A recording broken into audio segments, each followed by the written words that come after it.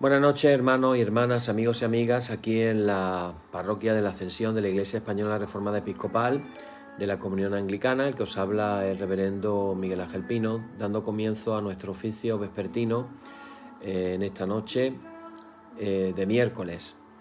Seguimos orando, hermanos, por el tema de la inmigración. Hoy hemos podido tener acceso a imágenes realmente impactantes de lo que sucedía estos días en la frontera de Ceuta con Marruecos, y hemos podido ver a un niño, un bebé, siendo rescatado del mar por un guardia civil que le ha salvado literalmente la vida. Ya prácticamente muerto el bebé, y este hombre se ha tirado al agua y lo ha podido rescatar y llevar a la orilla. Y bueno, hemos visto imágenes realmente muy impactantes que nos hablan de en qué situación está la humanidad en este tiempo. Nos paramos a hacer un repaso por la actualidad, de cómo está este mundo, de cuántas injusticias hay humanas, de cuánto dolor, cuánto sufrimiento, esperanzas rotas, sueños rotos, pensarse que no hay un futuro para mirar por adelante. Y no tenemos que irnos muy lejos, están en nuestra propia frontera, la frontera de España, que es la frontera de Europa. Así que, hermanos, en esta noche vamos a poner de una manera especial a esta problemática, a los inmigrantes en todo el mundo. Pensamos en los subsaharianos, mayoritariamente de raza negra, que vienen de países del África Central, etcétera, recorriendo media África, quedándose muchos de ellos muertos en los desiertos.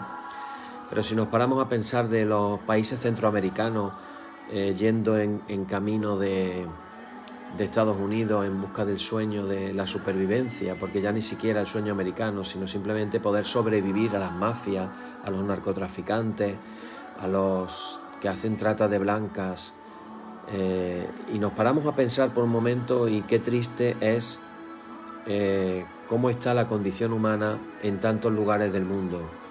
Estas imágenes que vemos del conflicto de Palestina con Israel, los bombardeos, los muertos, los edificios destrozados.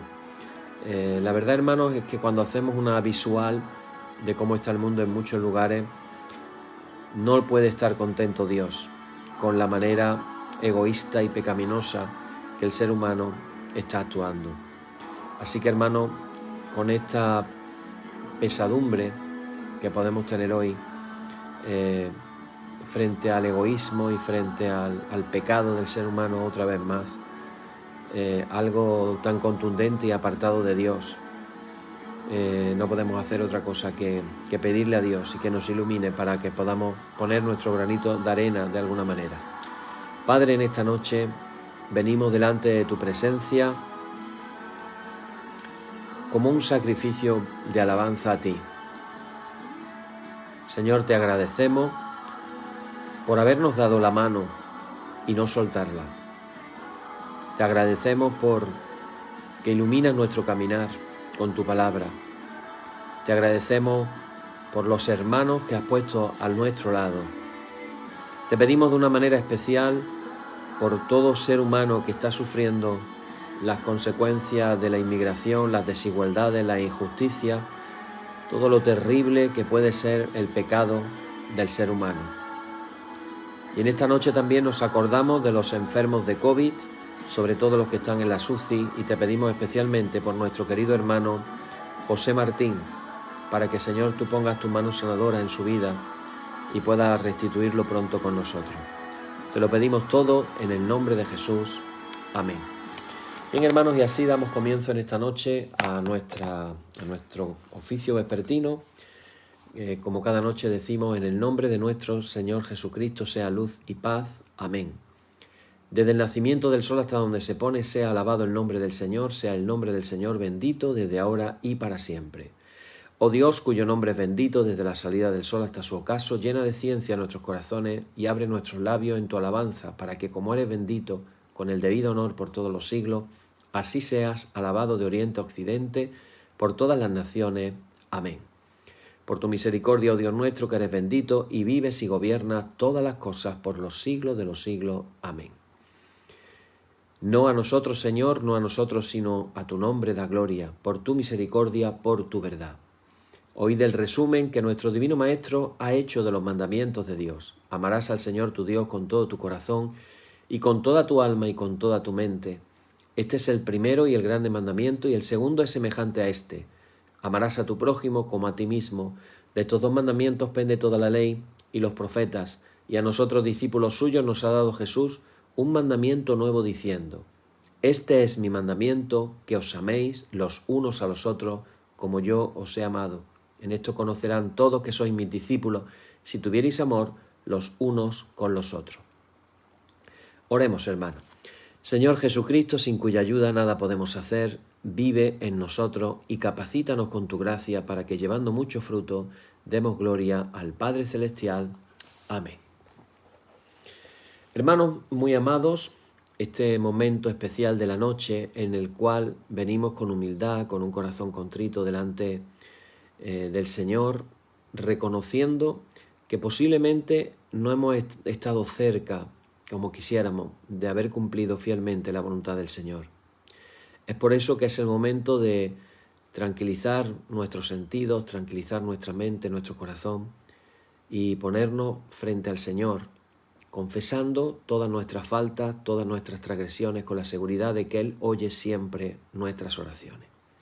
Oramos todos juntos diciendo: Padre omnipotente y misericordioso, confundidos estamos y avergonzados de levantar nuestro rostro en tu presencia, y con humildad y con un corazón contrito confesamos que nos hemos desviado de tu sendero y como ovejas perdidas hemos andado descarriados fuera de tus caminos. Hemos seguido desordenadamente los designios y deseos de nuestro propio corazón. Hemos quebrantado tus santos mandamientos. No hemos hecho lo que debíamos, antes bien hemos puesto por obra lo que no debíamos hacer. Mas tú, Señor, apiádate de nosotros, pobres pecadores. Perdona, oh Dios, a los que confiesan sus culpas, restablece a los que se arrepienten, según tus promesas declaradas al género humano en Jesucristo nuestro Señor. Amén. Y el Señor Jesucristo, que tiene la potestad de perdonar pecados sobre la tierra y que no desecha al pecador que a Él acude para salvación, oiga vuestros ruegos, perdone todos vuestros pecados y os conceda su Santo Espíritu, para que vuestra vida sea de aquí en adelante pura y santa, hasta que seáis recibidos en el goce de su eterna gloria en las mansiones del Padre Celestial. Amén. Señor, abre nuestros labios y nuestra boca anunciará tu alabanza. Damos ahora lectura a un salmo. Vamos a leer el salmo número 61, que dice así. Dice: Oye, oh Dios, mi clamor, a mi oración atiende. Desde el cabo de la tierra clamaré a ti, cuando mi corazón desmayare. Llévame a la roca que es más alta que yo, porque tú has sido mi refugio y torre fuerte delante del enemigo. Yo habitaré en tu tabernáculo para siempre. Estaré seguro bajo la cubierta de tus alas, porque tú, oh Dios, has oído mis votos. Me has dado la heredad de los que temen tu nombre. Días sobre días añadirás al rey. Sus años serán como generación y generación.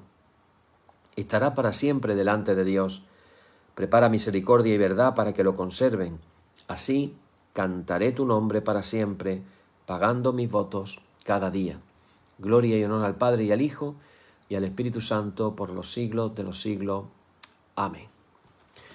Bien, hermanos, pues continuamos con nuestro estudio que hacemos cada noche. Estamos hablando de la oración, que el crecimiento en la oración. Aquí nuestra hermana María Victoria Rodríguez nos ha puesto un mensajito para que oremos por ella, por temas de cervicales. Bueno, ahora cuando terminemos el estudio vamos a hacer estas oraciones. Estamos orando cada noche de una manera especial, repito, por nuestro querido hermano José Martín, que está en la UCI, por el tema del coronavirus. Ya ha superado el virus, pero tiene que recuperarse del tiempo que ha estado ahí y va la cosa poquito a poco. Bien, dicho eso, hoy iniciamos y nos queda todavía, estamos ya casi deprisa y corriendo porque llegamos a Pentecostés y nos propusimos durante este tiempo de la Pascua, el tiempo de alegría litúrgico por excelencia, el tiempo de celebrar la resurrección del Señor, nos propusimos el objetivo de crecer en la oración. Que podamos crecer en la oración era lo que nos propusimos con toda esta serie de estudios que estamos compartiendo. En esta noche voy a hablaros de una oración que la hemos tocado ya en cierta manera cuando hablábamos de la lectio divina, la lectura espiritual. Estamos hablando de la oración meditativa. Vamos a hablar también el próximo día de la oración contemplativa. De la oración contemplativa y de la oración del corazón y del suspiro seguramente es de lo que más hemos estado hablando durante todos estos días, porque en casi todos los estudios ha salido la posibilidad de comentar algún detalle. Comienzo, para hablar de la oración meditativa, remitiéndome a recordar cómo se alimenta una vaca. Supongo que habrás visto alguna vez, a lo mejor en vivo no, porque los que vivimos en ciudades a veces ni una vaca hemos visto. No es mi caso, pero yo sé que a mis hijos en el colegio una de las excursiones era llevarlos a una granja para que vieran a los animales, porque si no los llevaban a una granja a ver los animales, probablemente en vivo no los verían nunca dentro de una ciudad. Y ahí venían, hemos visto a la vaca, hemos visto al gallo, hemos visto al cerdo, etcétera, etcétera. Bueno, este animal llena su estómago con pasto. Lo sacan normalmente cuando lo sacan a los prados verdes. Están ahí todo el día comiendo pasto, pero en realidad todavía no se lo están comiendo. Lo que están es engulléndolo. La vaca tiene varios estómagos. Entonces, digamos que una vez que ha llenado uno de los estómagos con ese pasto y con otros alimentos, entonces se sienta tranquilamente y tú vas a ver en un proceso que se llama regurgitación, básicamente lo que hace es que vuelve a masticar, o sea, se habla también de rumiar, vuelve a masticar lo que tenía en el estómago, le sube a la boca, lo mastica tranquilamente y ahora lo pasa a otro estómago donde lo digiere. De esta manera va a asimilar mucho mejor todo lo que ha consumido y lo va a transformar en el producto de la vaca, que no hace falta que diga que es ese producto maravilloso para algunos que nos encanta la leche. Bueno, igual sucede, hermanos y hermanas, con la oración meditativa. Es decir, la verdad que ha sido meditada pasa de la boca de la mente y baja hasta el corazón, donde a través de un silencioso rumiar produce en la persona que ora una respuesta llena de amor y de fe. Es una manera totalmente distinta de asimilar el alimento espiritual que es la palabra de Dios. Ya lo dijo Jesús, el hombre no solamente vive de pan, sino de toda palabra que sale de la boca de Dios. Tenemos el alimento material, pero también tenemos alimento espiritual, el cuerpo y la sangre de Jesús, pero también la palabra de Dios se convierte para nosotros en un verdadero pan del cielo también. Y para ilustraros un poquito más esto de la oración meditativa, me vais a permitir que os comparta una historia, una pequeña historia de, vamos a llamarle Juan, tiene otro nombre, pero vamos a llamarle Juan. Este hombre era un buenísimo estudiante y después de terminar sus estudios de grado, la licenciatura, se fue a estudiar a una prestigiosa escuela, lo que sería un posgrado. En el segundo año, sin embargo, tiene una especie como de crisis y tiene una lucha por mantener su vida espiritual y entonces toma la decisión de tomarse un retiro privado espiritual. Él llega a la casa de retiro y es presentado al hermano que habría de ser su director espiritual durante esa semana, una semana de retiro. Al instante Juan queda decepcionado, pues se fija en los hábitos del hermano, que usaba debajo de los hábitos unas zapatillas de deporte y para colmo de la marca Adidas, que fueran Nike o fueran Adidas, da igual, pero ver a un monje con su hábito, no sabemos qué monje era, si era un benedictino, si era un franciscano, si era un dominico, no sabemos qué monje era, pero llevaba hábito. Y debajo del hábito iba el hombre con una zapatilla de deporte. Este que iba allí de retiro espiritual, que se pensaba encontrar a un hombre prudente, con la barba larga, lleno de la sabiduría que da los años, y en su lugar se encuentra a un monje que no sabemos ya puestos a pensar si es que salía a correr con las zapatillas, unas zapatillas de running. Bueno, este hermano le da a Juan una sola tarea. Le dice y le plantea lo siguiente, le dice: vas a meditar en la historia de la Anunciación en el primer capítulo del Evangelio de Lucas. Nada más. Llega allí para hacer un retiro, te vas a tu habitación o donde tú consideres oportuno y te pones a meditar acerca de el primer capítulo del Evangelio de Lucas. Evangelio en el que se cuenta la anunciación del ángel a María de Jesús, de que iba a quedar embarazada de Jesús. Bueno, lo primero que pensó así a regañadientes fue, Juan pensó: tantos años que yo he leído ya el relato del nacimiento, miles de veces habré leído yo esta historia. Así que se puso a la tarea. En el primer par de horas se empezó a desmenuzar el pasaje, como lo habría hecho cualquier buen exégeta, tratando de sacar varias buenas ideas que le sirvieran incluso para futuras predicaciones, futuras meditaciones. Y el resto del día pues lo pasó con las manos entrelazadas, girando los pulgares en silencio. Imaginaros el hombre ya con las manos así, haciendo así, todo el tiempo, después de las primeras 2 horas de haber leído ese pasaje, el capítulo 1 del Evangelio de Lucas. Bueno, al día siguiente, todo un día así, Juan se reúne con el monje para discutir su vida espiritual. Entonces el monje le pregunta a Juan que cómo le había ido con el pasaje asignado. Juan le comenta sus ideas, esperando que le impresionaran al monje. Pero no fue así. Entonces el monje le pregunta: ¿cuál fue tu objetivo al leer este pasaje? Mi objetivo, dice Juan, pues llegar a una comprensión del significado, supongo. Y el monje le pregunta: ¿algo más? Y Juan se queda pensativo, hace una pausa y dice: pues no. ¿Qué más puede haber? Bueno, hay mucho más que solo encontrar qué se dice o qué significa. ¿Hubo algo que te impactara? Le pregunto otra vez el monje. Y sobre todo, lo más importante, ¿experimentaste a Dios en tu lectura? Y Juan se queda así pensando y no tenía respuesta. Entonces el monje le asigna a Juan el mismo pasaje por el resto del día, animándolo a que lo leyera con tanta intensidad de su corazón como de su mente. Juan pasó todo el día haciendo lo que su director espiritual le había dicho, pero falló repetidas ocasiones.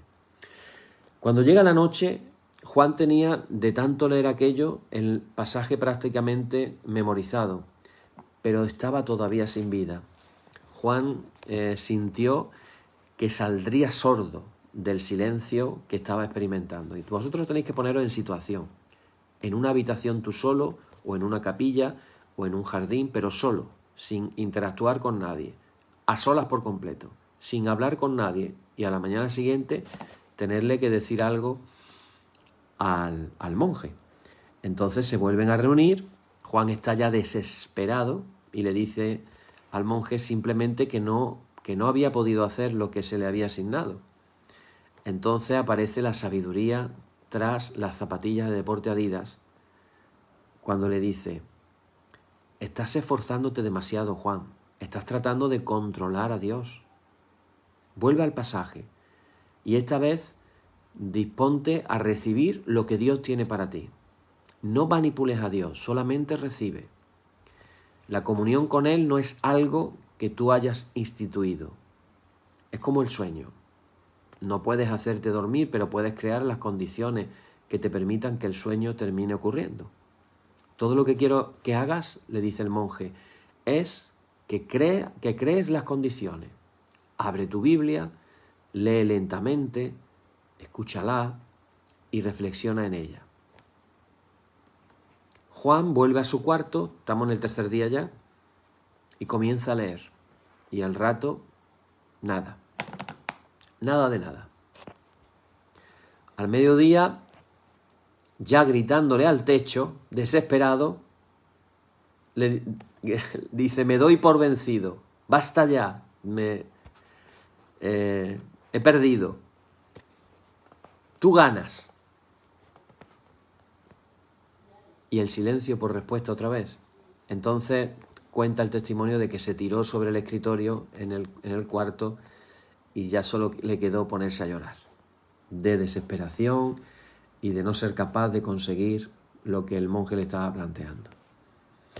Después de haber llorado un rato, volvió a tomar la Biblia y vuelve a revisar de nuevo el pasaje.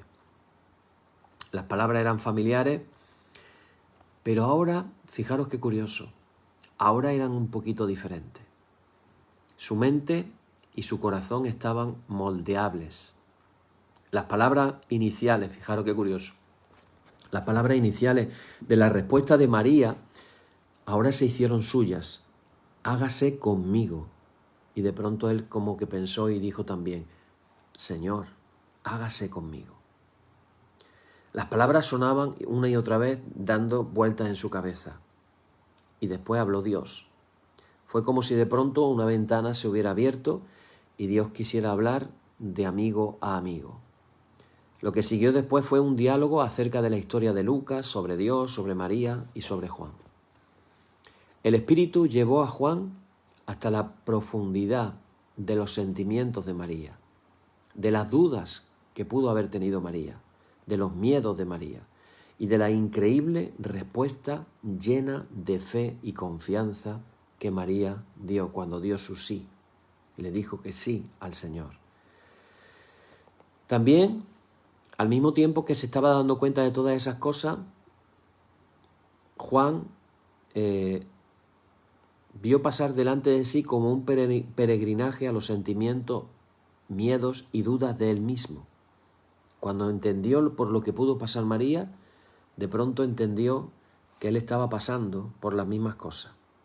A medida que el amor sanador y la suave compasión del Espíritu Santo tocaban las quebrantadas memorias del pasado de Juan.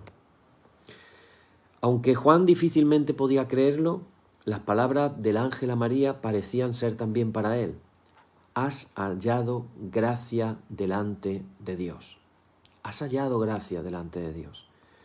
La pregunta de la sorprendida María fue también la pregunta de Juan: ¿cómo puede ser esto? ¿Cómo puede ser esto? Y con todo así fue.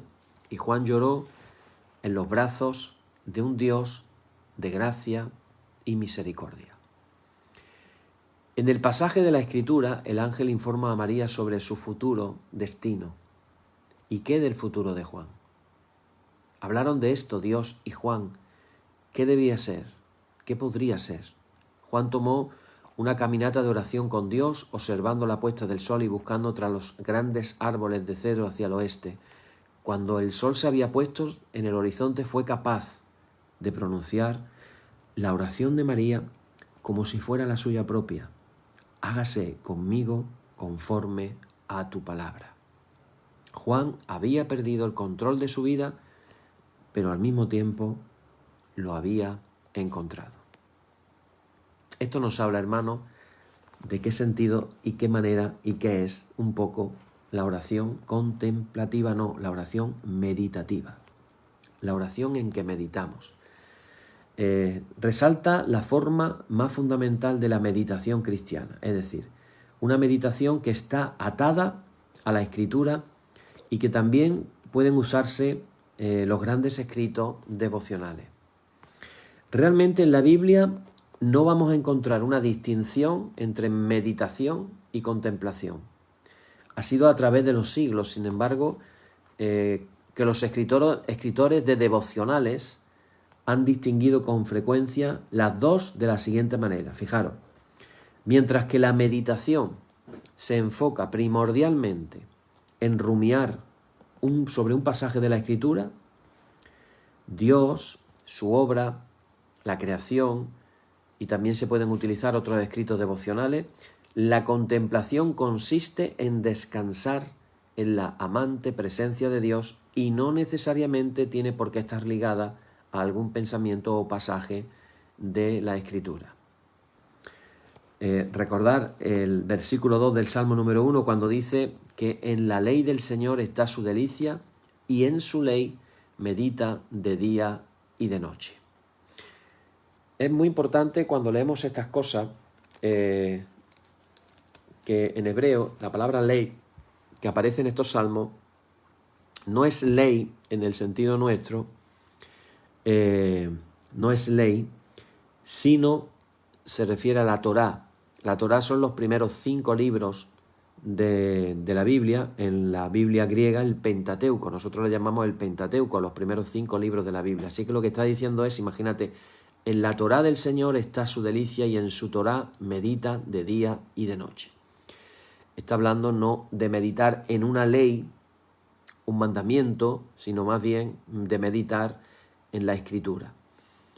A través de la historia, todos los maestros devocionales han visto lo que se llama la meditatio scripturarum, la meditación en la Escritura, como el punto de referencia central por medio del cual todas las formas de meditación se mantienen en una perspectiva adecuada. En la oración meditativa, la Biblia ya no es un libro de consulta ni un diccionario de citas y viene a ser realmente, se viene a convertir en maravillosas palabras de vida que nos guían a la palabra de vida. Difiere incluso aún del espíritu que podemos encontrar en el estudio de la Escritura. A veces el estudio de la Escritura se puede quedar aquí nada más porque no lo estamos orando, simplemente estamos informando, aprendiendo, conociendo, pero nos quedamos aquí. Pero en la meditación vamos más allá. Mientras que el estudio de la Escritura se puede centrar en la exégesis, la meditación de la Escritura se centra en una internalización y personalización del pasaje. Ayer hablábamos del término rema, de la palabra concreta, personal para cada uno de nosotros. Es la palabra escrita que viene a ser palabra viva, dirigida a nosotros. Este es un momento no para el estudio técnico o de análisis, ni para reunir material para comentar con otros. Tenemos que dejar a un lado todas las tendencias hacia la arrogancia y con corazones humildes recibir la palabra dirigida a nosotros.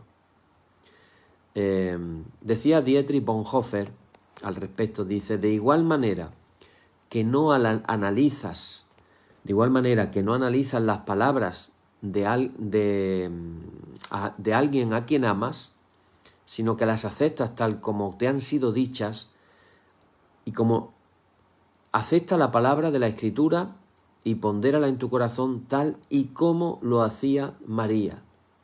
Eso es todo. Eso es meditación. ¿Os acordáis que ayer hablábamos de ese pasaje que dice que María guardaba todas las cosas en su corazón? Ese guardaba todas las cosas en griego es rema.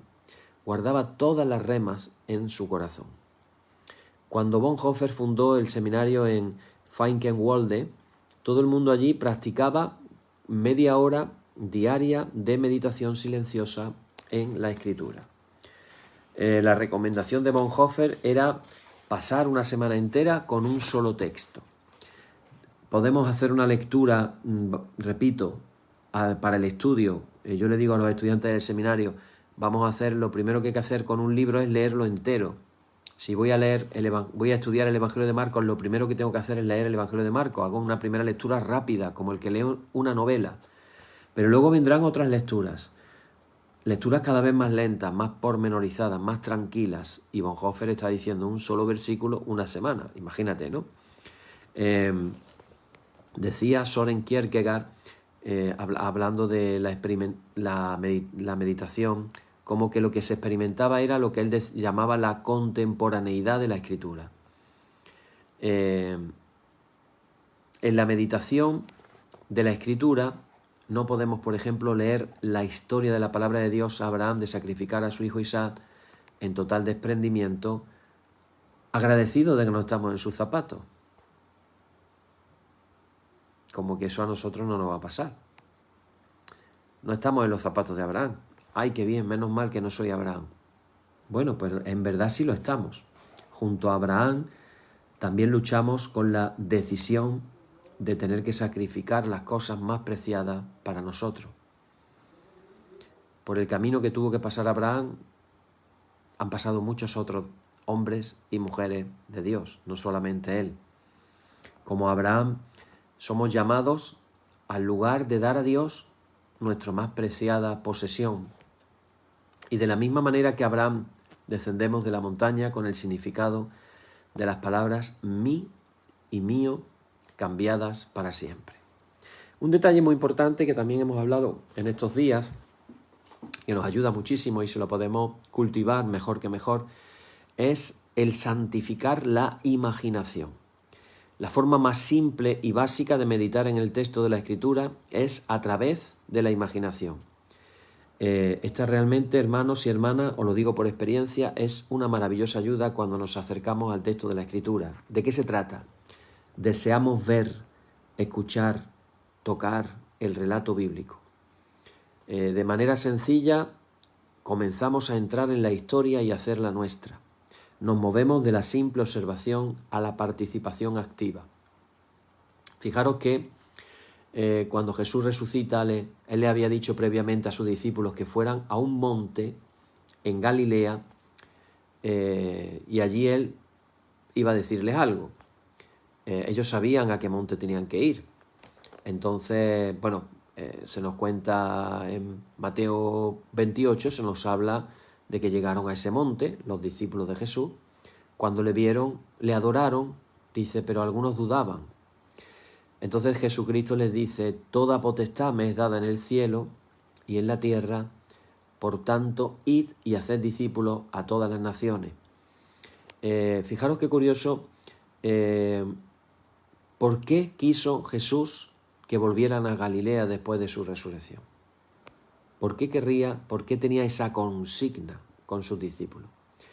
Y esto nos puede dar la idea a nosotros de entender que todo comenzó en Galilea. Allí fue que empezó a predicar el Evangelio del Reino, en Galilea. Los galileos, los discípulos galileos, la mayoría de ellos. Estos galileos que parecen haber estado con Jesús, como dice el libro de los Hechos de los Apóstoles. Y yo recuerdo en uno de los estudios que yo le decía a los hermanos, volvamos a Galilea, donde empezó todo. Leamos los evangelios con otra perspectiva. Imaginémonos por un momento algo que es una realidad, si es que la es. ¿Tú eres discípulo del Señor? Pregunto. Yo sí lo soy. ¿Tú eres discípulo del Señor? Si eres discípulo del Señor, puedes hacer esto perfectamente. Comenzar a leer los evangelios como lo que tú eres, un discípulo del Señor. Y ahora damos otro paso más y decimos, bueno, pues imagínate por un momento, aquí está la imaginación. Imagínate por un momento que tú eres uno de esos discípulos que está ahí en el evangelio siguiendo al Señor, aprendiendo de Él, viendo cómo come, viendo cómo habla, cómo ora, viendo cómo sana a los enfermos, libera a los endemoniados, viendo cómo trata a las mujeres, cómo trata a los niños, cómo trata a los fariseos. Y tú ahí estás observando. Ahí, hermano, está, repito, ese deseo de ver, de escuchar, tocar el relato bíblico. Muchos de los maestros de devocionales nos animan a seguir de igual manera este camino. Fijaros, Santa Teresa de Ávila dice, como no podía reflexionar con mi entendimiento, me las ingenié para pintar a Cristo dentro de mí. Hice muchas cosas sencillas de este tipo. Creo que mi alma logró mucho más en esta forma porque comencé a orar sin darme cuenta que lo hacía. Muchos nos podemos identificar con estas palabras, pues también hemos tratado un método meramente cerebral y nos hemos dado cuenta que es muy mecánico y demasiado lejano. Pero es que la imaginación nos puede, hermanos y hermanas, ayudar a anclar nuestros pensamientos y a centrar nuestra atención. Francisco de Sales decía lo siguiente, decía, por medio de la imaginación confinamos nuestras mentes al misterio en el cual estamos meditando. De igual modo que ponemos a un pájaro en una jaula o atamos a un halcón con una cuerda para que se pose en la mano, para que no ande errante de aquí para allá. La imaginación hace aparecer las emociones en el escenario, de manera que vemos a Dios y vamos a Él con nuestra mente, pero también con el corazón. Entender la Escritura de manera intelectual es muy importante, pero si no la estamos sintiendo emocionalmente, significa que todavía no la hemos terminado de entender. En mis experiencias con los ejercicios espirituales de San Ignacio de Loyola me encantó una expresión que él dice a menudo, y es hacer composición de lugar. Hagamos composición de lugar. Cuando va a plantear una meditación, él dice, vamos a hacer una composición de lugar. Entonces, eso significa vamos a imaginar. Y Ignacio no se queda corto, él nos anima a que pongamos todos nuestros sentidos en esta tarea. Fijaros, podemos oler el mar, podemos escuchar el vaivén de las olas en la playa. Imaginaros a Jesús montado en una barca en la orilla, imaginaros el ruido de las olas y Jesús está hablando. Y tú estás ahí escuchando desde la orilla ese olor a mar, el olor, el sodio, la sal del agua, la brisa que te está dando en la cara, y tú te estás imaginando todo eso. De pronto te empieza a entrar hambre porque habla y habla y habla y se ha pasado el tiempo rápido y resulta que tienes ganas de comer. Queremos acercarnos, queremos tocar el borde de sus vestiduras. Todas esas cosas nos las podemos imaginar. Vale, dicho todo esto, imaginaros ahora mismo que quisiéramos meditar en la maravillosa frase de Jesús cuando dijo, mi paz os dejo. Juan 14, versículo 27. Mi paz os dejo. Nuestra tarea no es tanto, repito, estudiar el pasaje en sí mismo, sino adentrarnos en la realidad de la que habla ese pasaje. Vamos a fundamentarnos en la verdad de que Él nos está llenando de su paz. El corazón, la mente y el espíritu permanecen despiertos al influjo de su paz. Sentimos que todos nuestros temores pueden aquietarse y conquistados por las palabras que le decía Pablo a Timoteo, por el espíritu de poder, de amor y de dominio propio. Segunda de Timoteo 1, versículo 7. En lugar de estar desmenuzando la paz, entramos en ella. Somos cubiertos, absorbidos, reunidos en su paz. Y lo maravilloso de esta experiencia, hermanos y hermanas, es que casi nos olvidamos de nosotros mismos.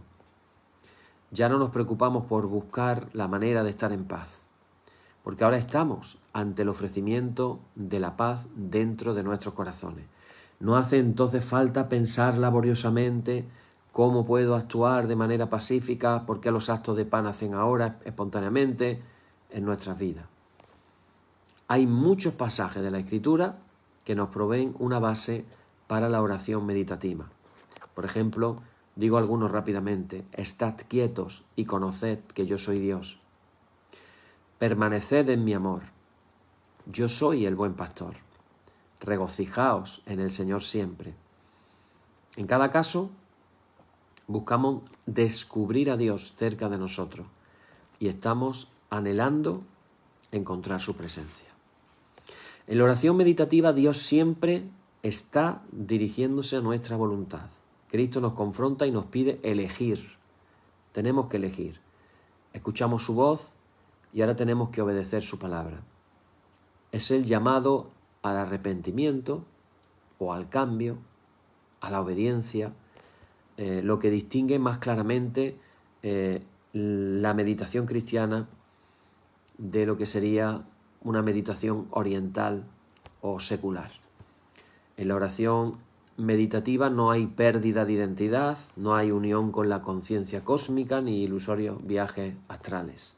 Por el contrario, estamos llamados a una obediencia de vida, pero transformadoras, porque nos hemos encontrado con ese Dios vivo de Abraham, de Isaac y de Jacob. Es Cristo que está presente verdaderamente en medio de nosotros para sanarnos, para perdonarnos, para cambiarnos y para darnos su poder. Y os quiero hablar de un pozo que nutre. Hemos hablado de la lectio divina, hemos hablado de la Santa Escritura, pero también podemos hablar de los grandes escritos devocionales que han alimentado a los cristianos de todas las épocas. Hermanos y hermanas, los que venimos de la reforma de la Iglesia, desgraciadamente nos hemos comido la historia de la Iglesia en 16 siglos, pensando que no había nada bueno, exceptuando lo que encontramos en el Nuevo Testamento, y a partir de ahí pues ya pareciera que no hay nada que nos pudiera nutrir o ayudar o traer verdad, y no es cierto. Estamos hablando de que hay escritos devocionales producto de una larga experiencia en el desierto y una larga experiencia en la confesión. Son escritos que emanan de gente que han vivido literalmente en el monte Sinaí y que continúan hablando hoy, después de siglos, a los hombres y mujeres al nivel en que estos viven. Pozos que nos nutren, que son enormes, que son profundos. Por ejemplo, pongo algunas notas, algunos ejemplos. Hablando de Gregorio de Nicea y su libro llamado La vida de Moisés. Gregorio de Nicea. Tengo en mi biblioteca personal más de 100 libros de padres de la Iglesia y de verdad que hay cosas realmente maravillosas. Esta sería una de ellas, la vida de Moisés. Una vida donde vamos a encontrar pautas de cómo llevar una vida virtuosa. Para Gregorio y para quienes lo seguimos, la virtud se descubre más que en los logros al tratar en la lucha, en el correr la carrera. Encontramos virtud en la pureza de nuestras intenciones. La meta final es, fijaros qué cosa tan tremenda y tan bonita y tan maravillosa. Gregorio nos dice que la meta final es llegar a ser amigos de Dios. Él dice, cito textualmente, la única cosa que vemos como temible es que nuestra amistad con Dios quede trunca y consideramos que llegar a ser amigo de Dios es la única cosa digna de honor y de anhelar. Esta es la perfección de vida. Y aquí yo lanzo la pregunta en esta noche. ¿Es de verdad esta una meta a la cual valdría la pena dedicar toda nuestra vida? ¿Qué opináis? ¿Que nuestra meta pudiera ser llegar a ser amigos de Dios? Otro de los libros devocionales es las Confesiones de San Agustín. Toda una aventura poder recorrer ese convulsionado y tortuoso camino que recorrió San Agustín hacia su liberación, con todo y sus numerosas desviaciones y callejones sin salida. Poder ver cómo la desobediencia personal, el mal institucional, la corrupción social trabajan en conjunto para intrincar y tejer su vida y la nuestra. Dice Agustín, ¿quién puede desembarazarse del más enredado y más indisoluble nudo? Es desesperante. Detesto pensar en ello. Detesto verlo. Es interesante recorrer todos los estudios que va haciendo San Agustín. Cómo estudia Cicerón, los maniqueos, los académicos, Platón, el apóstol Pablo, y ver la mayor influencia que tuvo en su vida con grandes ejemplos de virtud como su misma madre, Victorinus, Antonio, Ambrosio, el que sería San Ambrosio, obispo de Milán. Es realmente estremecedor la admirable forma en que Dios finalmente lo libera de lo que él llama el remolino del vicio. Con orgullo, ambición, sensualidad, flojera, derrochamiento, fingimiento, miedo y venganza. Algo que se escribió en el siglo V, siglo IV, siglo V, y que tiene igual de vigencia para nuestra meditación hoy en día. También nos podemos encontrar con la simplicidad de un libro que yo leía cuando tenía 15 años y que me enganchó a uno de los santos míos favoritos, que es San Francisco de Asís. Y en este libro, que se titula Las pequeñas flores de San Francisco, las pequeñas flores de San Francisco. Un libro que si te pones a leerlo, te digo que en 2-3 horas lo has leído perfectamente o incluso antes. Ahí vamos a ver cómo se une Francisco en adoración a Dios, el creador de todas las cosas, cantando su cántico del sol, con su celebración del hermano sol, la hermana luna, el hermano viento, la hermana agua, disfrutando de las maravillosas historias del hermano Bernardo y la hermana Clara, del hermano Maceo o el hermano Juniper. Maravillarnos ante la sabiduría y el buen sentido de los dichos del hermano Giles. Y así podríamos seguir hablando. O entrar en las revelaciones del divino amor de Juliana de Norwich o Juliana de Noruega, como se quiera mejor llamar. Ella era de Norwich, en Inglaterra, pero estaba en un monasterio benedictino de Noruega. Santa Juliana de Noruega, donde se contienen sus maduras reflexiones sobre 16 visiones que le fueron dadas el 8 de mayo del año 1373. Ella escribe de la siguiente manera, dice: nuestro amado desea que nuestra alma se adhiera a él con todo su poder y que podamos por siempre mantenernos siempre en sus bondades. Hoy en día, que gravitamos tan fácilmente en una religión desapasionada, necesitamos escuchar sus palabras de celo y de pasión. Él nos envuelve y sostiene en su amor. Él nos circunda con su amor y jamás nos dejará ir. Hay otros libros devocionales que podemos encontrar en internet, como por ejemplo La imitación de Cristo de Thomas Kempis, o por ejemplo El diario de Woolman, o La vida de Antonio, la autobiografía de Teresa de Jesús. Y bueno, así podríamos encontrar muchas cosas, la regla de San Benito, y así podríamos encontrar, hermanos y hermanas, muchas cosas. Hermanos, la oración meditativa, en la que nos dejamos hablar por el Señor y personalizar su palabra en nuestras vidas. Ojalá que la podamos poner en práctica, que busquemos algunos de esos versículos, que los meditemos tranquilamente durante, como decíamos antes, el consejo de Dietrich Bonhoeffer, una media hora, y podamos darnos cuenta de cómo Dios nos puede hablar de una manera maravillosa a través de su palabra. Amén. Oh Señor, santifícanos en tu verdad, tu palabra en la verdad. Amén. Y ahora, hermanos, nos unimos a millones de cristianos por todo el mundo para hacer la oración que Él nos enseñó que hiciéramos. Padre nuestro que estás en los cielos, santificado sea tu nombre. Venga a nosotros tu reino, hágase tu voluntad como en el cielo, así también en la tierra. El pan nuestro de cada día, dánosle hoy, y perdónanos nuestras deudas, así como nosotros perdonamos a nuestros deudores, y no nos dejes caer en la tentación, mas líbranos del mal. Amén. Líbranos del mal y confírmanos en tu temor con toda obra buena, oh Trinidad Dios nuestro, que eres bendito y vives y gobiernas todas las cosas por los siglos de los siglos. Amén. Señor, muéstranos tu misericordia y danos tu salud. Llena a tus ministros de virtudes y da alegría a tu pueblo escogido. Acuérdate siempre de esta congregación que tú has poseído desde el principio.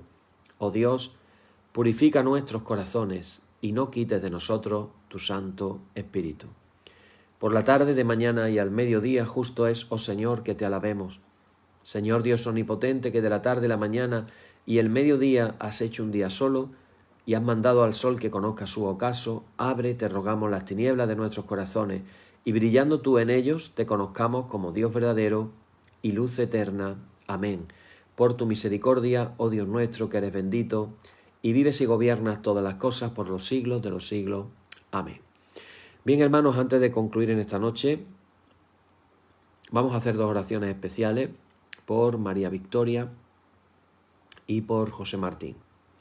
Nos unimos, nos ponemos de acuerdo, pidiendo con la intención de la sanidad de estas 2 personas. Padre, en esta noche te pedimos de una manera especial que por el poder de tu Espíritu Santo toques la vida de María Victoria, toque sus cervicales, Señor, restaure lo que está enfermo, aquello que está mal, tú, con tu poder sanador, tu poder creativo, puedes sanarlo por completo.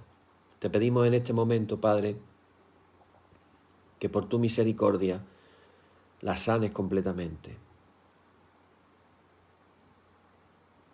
También te pedimos, Señor, por José Martín, que tú pongas tu mano de amor, de cariño, tu mano de cuidado sobre él ahora, que él pueda sentir y experimentar tu presencia en este momento y tú puedas sanar, Señor.